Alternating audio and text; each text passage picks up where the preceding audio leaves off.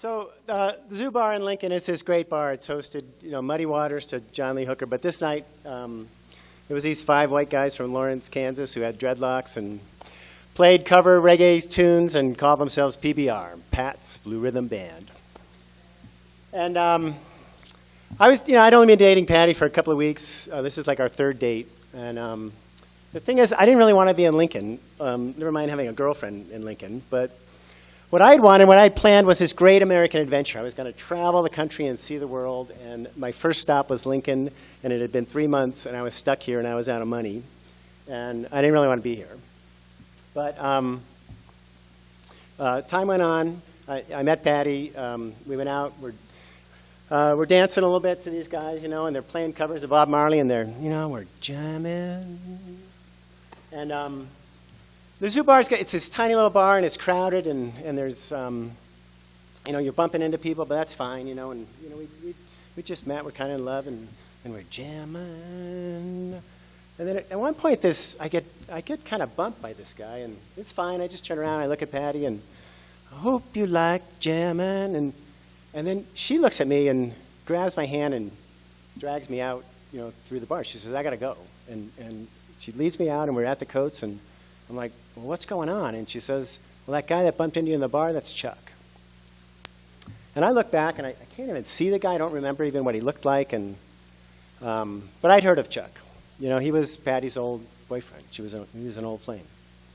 And they dated in high school, and when she came down to Lincoln to go to college, they dated for a while longer. They eventually moved in together. And he was a mechanic, but he wasn't really a mechanic. He was working in a tire store. He was changing tires, which is maybe part of the problem. And he drank too much, and he drove too fast, and sometimes he drank too much while he was driving too fast. And then one time he hit her, and that was it. She moved out and moved in with her friend, and that's where she was living when I met her.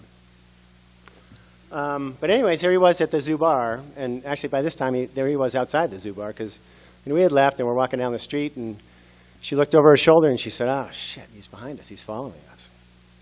So, I got to do something at this point. And I turn around, and I say, hey, she doesn't want to talk to you, and we don't want any trouble. Why don't you just leave us alone?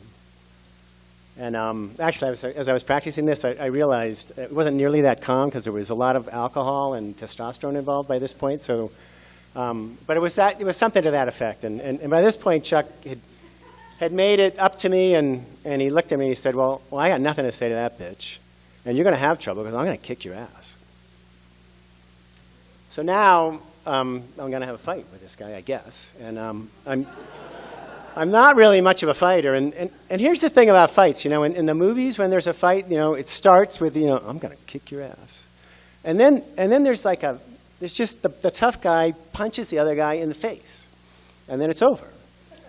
But in real life, it doesn't happen like that. And so, we're kind of squaring off, and I don't know what to do, what I'm doing really. And but I played football in high school, and I'd hit lots of guys and been hit, and I knew how to fall, and I figured, if we could stay in tight, there'd be be less punching in the face, and so I, basically as we go at it, I just tackle him.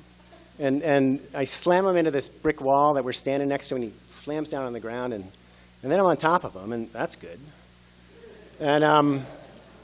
But I really didn't have a second move, and I could have, I guess, got on top of him and done the punching in the face, and that would have been one way to go. And instead, I channeled this. My 8th grade gym teacher, Bobby Petrillo, had taught us how to wrestle for like 3 months in 8th grade.